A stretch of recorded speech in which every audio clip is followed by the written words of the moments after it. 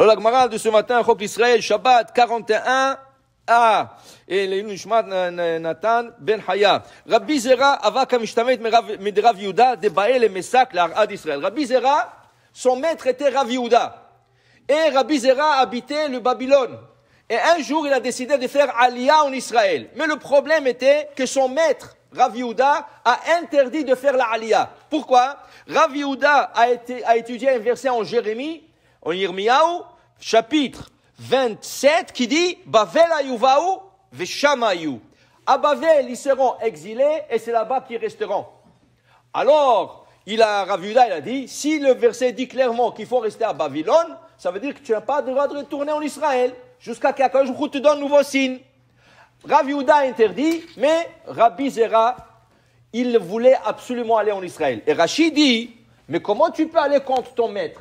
Si ton maître te dit que c'est écrit clairement, c'est interdit, dit Rachid, parce que lui, il a étudié le verset d'une autre manière. Bavel ayuvahu, à Bavel, ils seront exilés, et c'est là-bas qu'ils vont être. De qui on parle? Est-ce que c'est écrit qu'on parle de personnes? Est-ce que c'est écrit qu'on parle de Béné Israël? Non. Rabbi Zera a dit, ça parle des ustensiles de Beth Amikdash qui ont été exilés à Babylone. Les ustensiles seront exilés, c'est là-bas qu'ils resteront jusqu'à qu'Akadosh Baruch Hu donnera ordre de le retourner. Comme aujourd'hui, dans le deuxième temple, qu'est-ce qui est arrivé? Les ustensiles sont exilés, ils sont au Vatican, et on ne peut pas le retourner, même si le Vatican ouvre ses portes. Et il te dit, venez chercher la menorah, venez chercher tous les ustensiles, on n'a pas le droit de les accepter.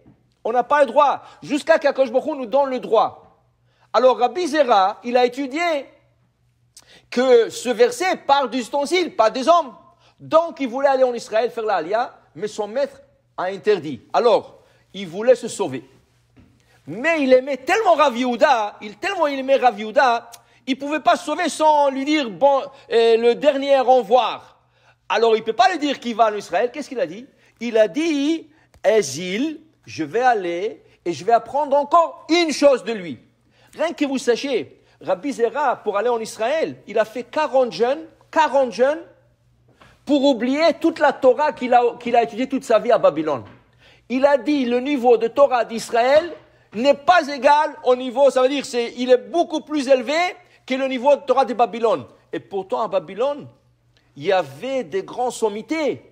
Tous les grands rabbinim du Talmud sont de Babylone. Mais il y avait quand même Rabbi Yochanan, il y avait Rabbi, il y avait des grandes sommités en Israël. Mais Rabbi Zera ne pouvait pas étudier en Israël parce qu'il avait déjà des études qu'il a fait déjà au Babylone. Alors qu'est-ce qu'il a fait? 40 jours de jeûne pour oublier tout ce qu'il a étudié.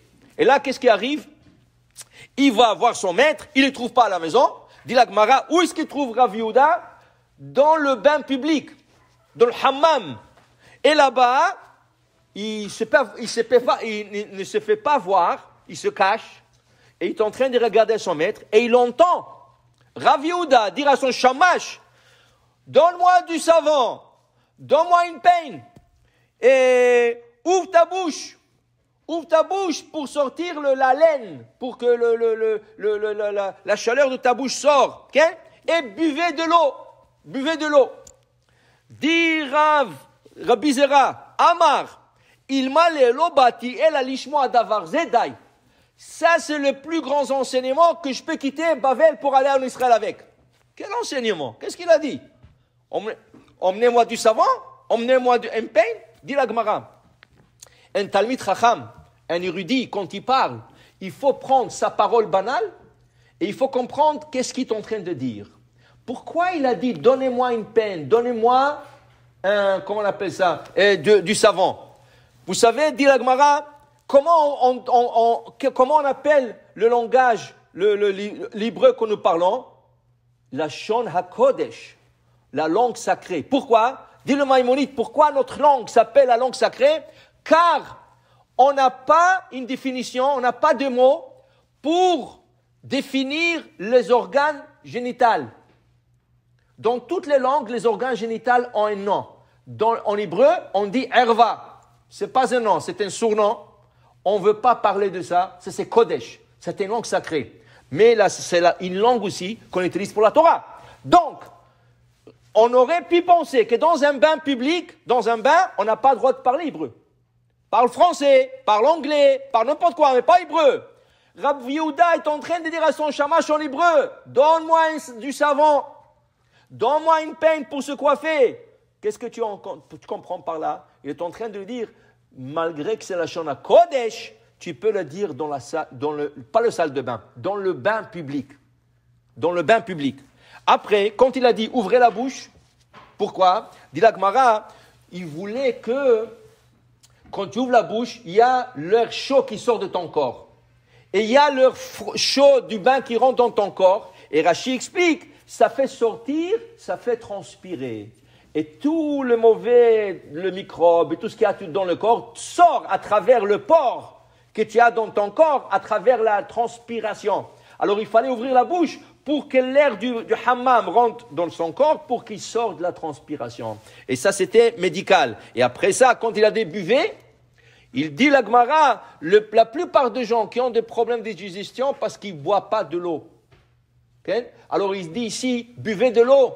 Buvez, comme ça, vous n'allez pas avoir de problème de digestion. Alors, il est en train de dire ça à son shamash. Pour dire, Rabbi Zera a capté des enseignements de son maître. Même dans des paroles banales, il y avait des enseignements cachés dans ça. Baruch Adonai le'olam, amen ve amen.